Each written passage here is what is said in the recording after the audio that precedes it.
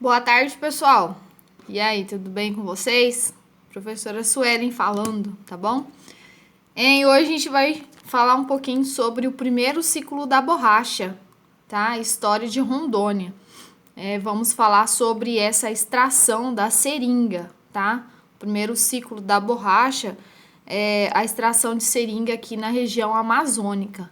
Essa extração, pessoal, ela não vai acontecer só no Brasil, não. Ela acontece em toda a Amazônia, porque a seringa, a seringueira, ela é nativa da floresta amazônica, né? E como nós sabemos, a floresta amazônica não é só o Brasil, né? A floresta amazônica pega aí Bolívia, Colômbia, Equador, Guiana, e vários outros países, tá bom? Então, a gente vai falar dessa extração e vamos falar um pouco dessa questão que envolve o nosso estado, tá bom? O que vocês estão vendo aí, essas bolas aqui no chão eram chamadas de pelas. Isso aqui é a borracha, tá? Quando ela sai da seringa, ela sai um leite, tá? Olha só. Ela é cortada, corta-se a árvore, né? Só a casca da árvore, não pode cortar muito profundo, porque senão a árvore morre.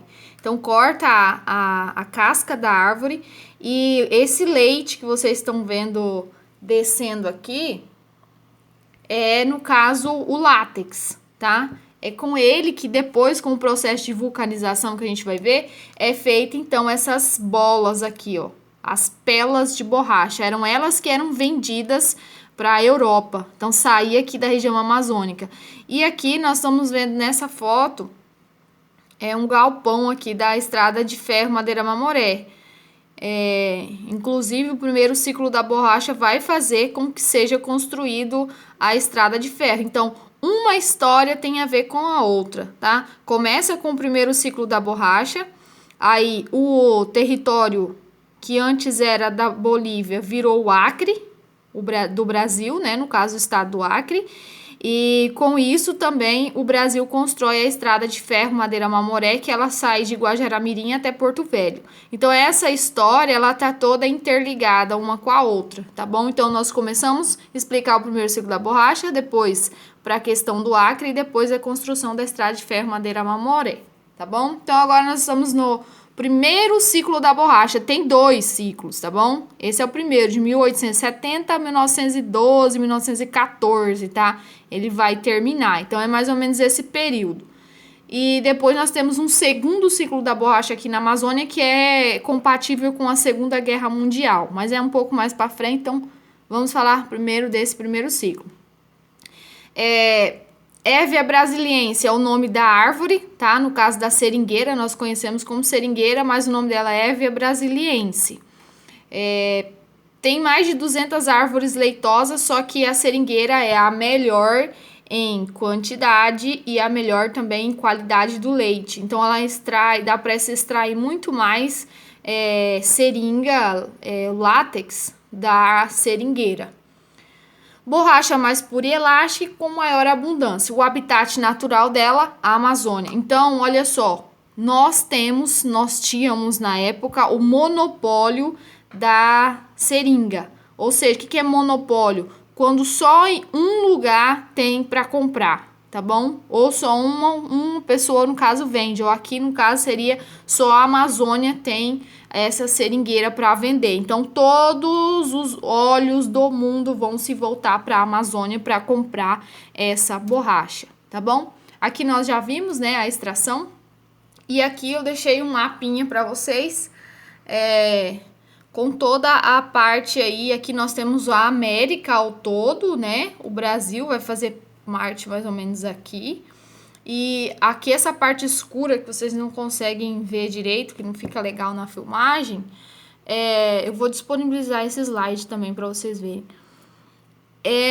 Toda a região onde tem floresta amazônica. Então, em todos os lugares aí podia se encontrar a seringa. A economia antes da borracha, antes de descobrir a borracha nessas regiões, era o extrativismo florestal, né? a colheita das drogas do sertão, que é cacau, essências florestais, castanhas, tudo que a floresta poderia oferecer. E as pessoas viviam também da agricultura de subsistência. Subsistência é plantar para comer, tá bom? Isso é agricultura de subsistência. Depois, nós temos aqui o Charles Maria de la Condamine. Ele é um viajante e um estudioso, e ele veio para medir a linha do Equador, né, que passa um pouco ali para cima do Brasil, e com isso ele acaba descobrindo que a seringa, esse látex que ele encontra no meio dos índios, poderia ser usado para indústria, né? E ele começa a fazer pesquisa e começa a divulgar isso na Europa. Olha lá a data, 1736 a 1740. Então, bem antigo. Depois, Fresnel. Fresnel é um outro pesquisador e ele, então, através de suas pesquisas, descobriu que ao se aplicar borracha, pode-se obter encerador, luvas para bombas, roupas para mergulhadores, sacos para bolachas e etc. Ou seja, o mundo começa a perceber que o látex poderia ser usado para várias coisas, inclusive, no caso, para pneus, né? Nessa época o pneu ainda, o carro estava começando a ser pesquisado, né, para ser produzido. E então começa a se perceber essa possibilidade de usar, tá? E aqui o texto ressalta, né, que a matéria-prima aí seria a borracha, e aqui também eu já digo para vocês que o único lugar, né, é aqui na Amazônia. Então os europeus vão ficar todos querendo essa terra, querendo vir aqui e extrair esse látex. Processo de vulcanização. Charles Goodyear descobriu uma fórmula de tornar a borracha mais resistente. Em 1842, Thomas Hancock descobriu o processo de vulcanização, que consistia em misturar enxofre com borracha em uma temperatura elevada de 140 a 150 graus, durante certo número de horas. Com esse processo, as propriedades da borracha não se alteravam pelo frio-calor, solventes comuns ou óleos. Então, o que acontecia? A borracha, antes de descobrir esse processo de vulcanização, que é misturar enxofre com uma borracha em uma alta temperatura, a borracha, o látex, no calor ele ficava pegajoso, né? E também no frio ele quebrava. Então eles precisavam agora descobrir uma fórmula aí para tornar essa borracha usável, né? Olha aqui, ó, borracha no frio quebradiço e no calor pegajoso. Então a descoberta foi essa, o processo de vulcanização. O que é o processo de vulcanização? Que tem até uma pergunta lá no texto. Fazer essa mistura da borracha com o enxofre a altas temperaturas, tá bom? Então acabaram com esse problema. Aí agora nós temos o Henry Ford, que é o dono dos carros Ford, até hoje ainda existem, né, os carros Ford aí. Ele começa então fazer esses automóveis e começa então a desenvolver essa extração de borracha aqui nos seringais amazônicos, tá? A região amazônica era uma área privilegiada por ter diversos seringais, realmente diversos seringais. Antes mesmo desse acontecimento da vulcanização, em 1828 a 1835 foram implantadas as primeiras fábricas que produziam produtos de borracha na América do Norte e na Europa. Em 1850 foi introduzida a navegação a vapor, né? Nós temos aí a Revolução Industrial, a invenção do navio a vapor, tá? Nós vimos isso no 8º ano, que é a navegação a vapor, a primeira Revolução Industrial. Eles trabalhavam horas e horas, né? Nas fábricas, então nós vimos isso. Então vão inventar o barco a vapor e vai acontecer a internacionalização da navegação pelo Rio Amazonas. Que é internacionalização? É fazer com que os países pudessem navegar nessas terras, tá? Isso foi importante na época porque daí vários países puderam vir aqui comprar o látex, né? Navegar ali até no estado do Amazonas ou então até Porto Velho para buscar esse látex. Contrabando da semente. É claro que não poderia faltar um contrabando, né, pessoal? O que acontece? Nós temos aí um cenário de látex sendo produzido em um único lugar do mundo, que era a região amazônica. Era muito difícil de extrair, porque os seringueiros tinham que entrar no meio da floresta e viver ali dentro, né? Não tinha estrada, o único meio de sair do meio da floresta era nos barcos. E era muito difícil, muito caro. Aí o que acontece? Os outros países, aqui nós temos aqui a Ásia, tá? Vão começar a crescer os olhos e vão contrabandear a semente da seringueira. Cadê? A semente tá mais para baixo, depois eu mostro. Essa semente ela vai ser contrabandeada para a Ásia, em alguns países da Ásia, tá? Ceilão, Sumatra, Malásia, para que lá fosse plantado esses seringais e lá então fosse produzido, tá bom? Então aconteceu isso. Um dos motivos do fim do primeiro ciclo, nós vamos ver daqui a pouco, é esse. A Ásia começa a vender o látex mais barato do que aqui da região amazônica. Então as pessoas param de comprar aqui na Amazônia e vai comprar lá na Ásia, tá? Devido a esse contrabando, certo? Então nós já sabemos aí desse contrabando e o motivo. Aqui nós temos a Ásia, né? Então aqui tem a Malásia, nessa região aqui se produzia muita seringa, foi plantado aqui os seringais, né? De forma racional. O que é de forma racional? Aí depois eu mostro. Foi plantado de forma racional, que é plantar, no caso, uma árvore perto da outra, tá? Uma árvore perto da outra e depois aqui fazer a extração desse látex, ok? Então, isso seria de forma racional e fez com que se tornasse cada vez mais barato também, né? A extração desse látex. Aqui é a semente da seringa, tá bom? Essas duas partes, elas ficam fechadinhas aqui, tá? E quando ela abre com calor, ela só abre no calor, tá? Quando tá quente. Ela abre e estoura. Quando ela estoura, ela joga a semente longe. E assim faz com que vá, então, aumentando a produção, né? Dessa seringa. Ela brota e nasce outras árvores. Então, ela joga fora da copa da árvore dela, até para não ficar muito debaixo da sombra, para ela crescer. Já é feito assim por Deus, né? Não sei se vocês já repararam.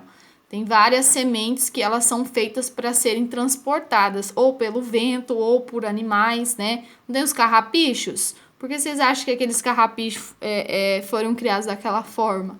Eles grudam no animal ou até na gente, né? Na roupa. E a intenção é que logo lá na frente a gente tire ele e que ele cresça em outro lugar, tá bom? Então isso é tudo feito por Deus. Quando vocês prestarem um pouquinho mais de atenção na natureza, nós conseguimos ver esses detalhes, tá bom? Aqui nós temos mais uma extração da seringa, né? O potinho ali embaixo já cheio de seringa. Essa seringa era extraída de manhã, então o seringueiro ele acordava de madrugada para fazer o corte, para retirar esse látex, que ela só no caso ela só dá para extrair o leite de manhãzinha, tá bom? Aqui nós temos o processo de vulcanização, que é para fazer aquelas pelas, lembra que eu mostrei no começo do vídeo? Então ele vai derramando o látex aqui, ó, que é um leite, né? Primeiro ele colhe de madrugada e durante o dia ele vai fazer esse trabalho. Olha aqui, aí ele coloca por cima do fogo, ó, e ela vai endurecendo. Olha ali, ó, na fumaça. A fumaça faz com que ela vai endurecendo e vai virando então as pelas. Era assim que eles vendiam para a Europa, tá bom? As pelas de borracha, era por peso, por quilo, tá bom? Aqui tem cara cortando, né? E aqui a gente fala sobre os primeiros exploradores da região aqui da Amazônia, né? Os grandes exploradores são os nordestinos, tá? São eles que vão vir aqui devido a uma seca, tá? Isso é questão de concurso. Por que os nordestinos vieram para cá no início do primeiro ciclo da borracha, ou no primeiro ciclo? Devido a uma grande seca no Nordeste, vieram aqui para fazer essa extração, né? Tava difícil as coisas por lá. Os nativos também foram usados para fazer a extração, principalmente como escravos, né? Os bolivianos também. Os bolivianos construíram o barracão da empresa Soares e Hermanos, que mantinha o domínio comercial no Alto Madeira. Então, nós temos aí esses 3 exploradores nordestinos em grande quantidade, os nativos, que eram os índios, que vão ser escravizados pelos seringueiros, e os bolivianos, que dominavam parte do Rio Madeira aqui, que agora já é dentro do estado de Rondônia, tá bom? Lembrando que na época ainda não era estado, fazia parte de Mato Grosso. Rondônia nem existia ainda. Aqui nós temos o mapa, de novo, vou passar. Os trabalhadores, em sua maioria nordestinos, eram explorados pelos seringalista. É claro que vai ter uma exploração aí, né? Em relação ao número de nordestinos que vieram para cá, alguns historiadores eles vão se divergir quanto à quantidade. Alguns falam de 300 mil nordestinos e outros falam de 150 mil nordestinos nesse ciclo.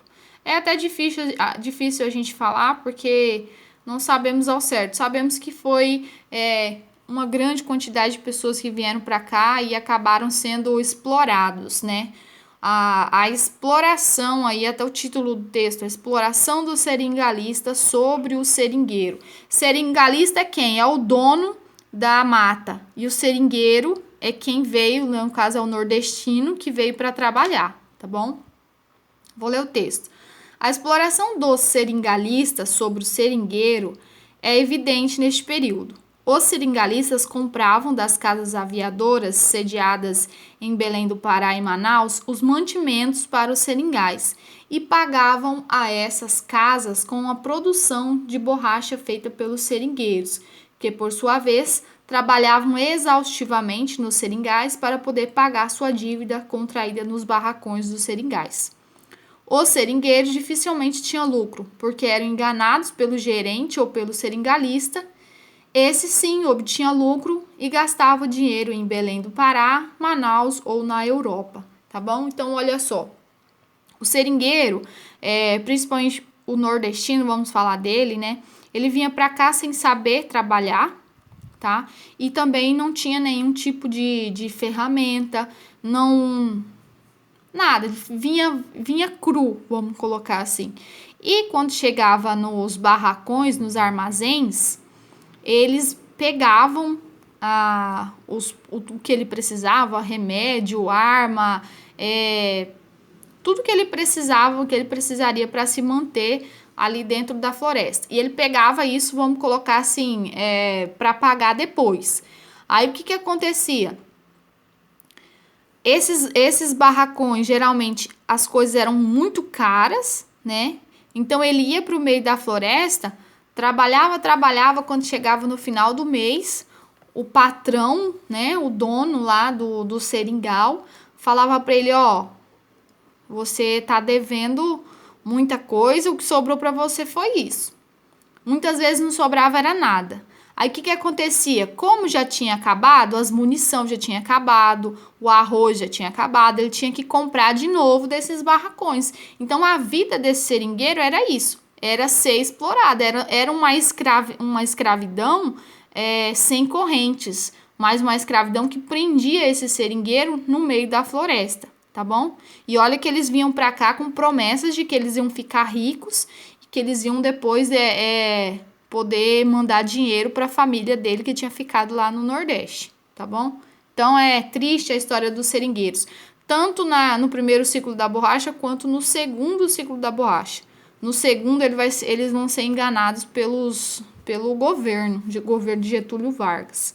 e no primeiro ele é enganado pelo próprio dono dos seringais, tá bom? Aqui nós temos ele trabalhando, né? Ó, as ferramentas necessárias, essa faca aqui. Aí nós temos o potinho aqui também para guardar, né? Chapéu, a arma principalmente, as roupas e tudo que fosse possível aí para ele sobreviver no meio da floresta. Culminando para o fim do primeiro ciclo da borracha. 20 minutos de aula, vamos lá. Na região asiática, as sementes foram plantadas de forma racional e passaram a contar com um grande número de mão de obra, o que possibilitou uma produção expressiva já no ano de 1900. Gradativamente, a produção asiática foi superando a produção amazônica e em 1912 há sinais de crise, culminando em 1914 com a decadência desse ciclo da Amazônia. Então, olha só, forma racional. Isso aí seria plantar as árvores de forma racional. Plantar uma pertinho da outra para que a produção fosse mais eficaz, né? E mais rápida também. E mais perto, vamos colocar do local para vender, né? Vamos pensar na floresta amazônica. As árvores não foram plantadas dessa forma. Então, tinha uma árvore aqui, outra lá na frente. E o seringueiro, ele devia andar vários quilômetros para conseguir encontrar todas essas árvores. E outra, aqui também era muito difícil de sair com essa produção, né? Até chegar lá no oceano, tinha que passar pelo Rio Madeira, passar pelo Rio Amazonas e sair lá em Belém do Pará, no Oceano Atlântico, para depois pegar os navios e ir para a Europa, ou então para os Estados Unidos. Então era tudo muito difícil, o que tornava o látex muito caro. Na Ásia foi feito tudo ao contrário, e vocês viram aqui que em 1990 nós já tínhamos aí uma expressiva quantidade de látex sendo produzida na Ásia.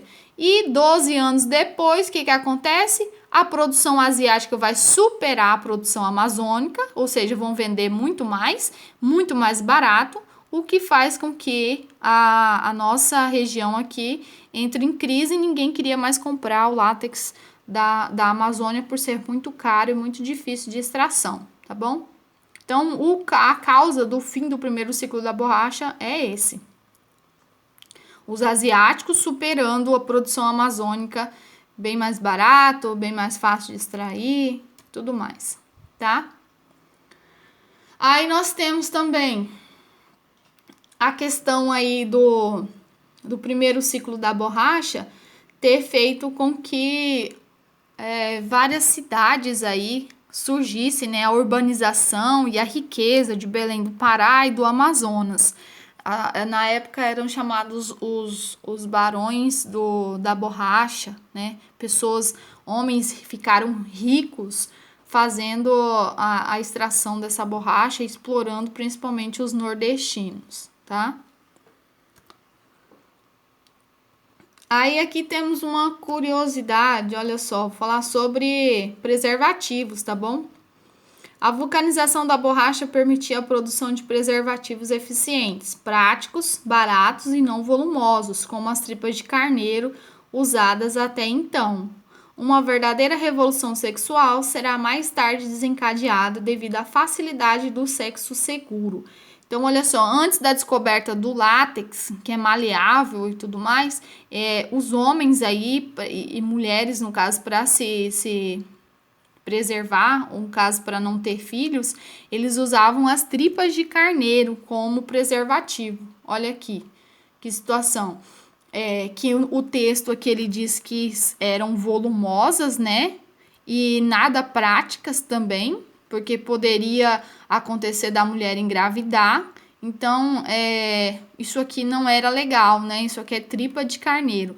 E depois, com a descoberta do látex, olha aqui, nós temos a camisinha que até hoje é usada no mundo todo, tá bom? A camisinha feita a partir do látex. Inclusive, ali no Acre, nós temos aqui uma das maiores fábricas de camisinha do Brasil, acho que é a maior, né? No Instituto Chico Mendes.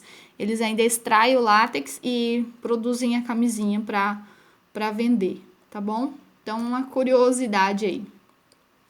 Consequências do primeiro ciclo da borracha, além da camisinha, né? Povoamento da Amazônia, a Amazônia começa a ser povoada, o genocídio dos indígenas, a morte de grande parte da população indígena, povoamento do Acre pelos nordestinos, a morte de centenas de nordestinos vítimas dos males do Inferno Verde. O Inferno Verde aí é a Amazônia, tá? No caso, a morte aí vai ser o quê? Picada de cobra, malária, principalmente, tudo quanto é doença que poderia existir. Revolução Acreana e, consequentemente, a anexação do Acre ao Brasil, que nós vamos ver nas próximas aulas. Desenvolvimento econômico da cidade de Manaus e Belém. E também desenvolvimento dos transportes fluviais na região amazônica, certo? E daí eu não coloquei aqui também que é a construção da estrada de ferro Madeira-Mamoré. Esqueci. Aqui fala da superação, né, da borracha. Vou pular aqui porque senão acaba ficando muito extenso. Aqui tem o Teatro Amazonas mostrando o grande poder do primeiro ciclo da borracha, tá? Esse teatro aqui, ele é muito bonito e muito bem feito e foi feito na época da riqueza do primeiro ciclo da borracha. Então, os artistas do Brasil todo vinham fazer apresentações ali no Teatro Amazonas. Fica lá em Manaus, tá? Capital do Amazonas. Manaus, que vivia o auge do ciclo da bolacha, tá escrito ali, era uma das mais prósperas cidades do mundo, embalada pela riqueza advinda do látex da seringueira. Então, olha aí, ó, ele à noite, né? E aqui é por dentro. Teatro interior do Teatro Amazonas. Revestido muita parte dele é revestida com ouro, ok? Então, esse é o fim do nosso slide. Ali já começa um outro conteúdo, ok? Só para responder, vamos ver aqui. Vamos responder a atividade de vocês, tá? Olha aqui, ó, o quiz, tá bom? A primeira questão aqui, ele vai falar qual que é a matéria-prima utilizada e qual que é o processo utilizado para fazer com que a seringa se tornasse usável, né? Então, aí nós temos aí, ó, o processo de vulcanização criado por Charles Goodyear, tá? Aqui ele pergunta de onde eram as pessoas que trabalharam, né? De onde eram os migrantes que trabalharam no primeiro ciclo da borracha. Aí nós temos aqui, ó, nordestinos, vítimas da violenta seca que assolou a região nordeste naquele período. Nós falamos tudo isso, tá? Explica a exploração do seringalista, dono da produção, sobre o seringueiro, trabalhador. Aqui vocês vão colocar que o seringalista, o dono da produção, ele praticamente escravizava o seringueiro, porque ele cobrava muito caro pelos produtos, pelas mercadorias que ele vendia, né, nos barracões, e ele acabava fazendo com que esse seringueiro nunca conseguisse sair do meio da floresta. E outro detalhe que eu não contei é que eles não podiam vender para os barracões vizinhos, para outros donos, né? E se eles vendessem, ou se eles escondessem, ou vendessem, por exemplo, o látex para outras pessoas, eles poderiam ser mortos, tá bom? Então, muito seringueiro morreu na mão do seringalista no meio da floresta amazônica. 4. Qual foi o motivo da criação do processo de vulcanização da borracha? É porque a borracha no frio ela se tornava quebradiça e no calor pegajosa. Então tiveram que inventar uma fórmula para fazer esse látex para acabar com esse problema, tá bom? Então é isso, pessoal. 29 minutos. Espero que vocês tenham aprendido um pouquinho sobre o primeiro ciclo da borracha, tá? Um abraço, fica com Deus.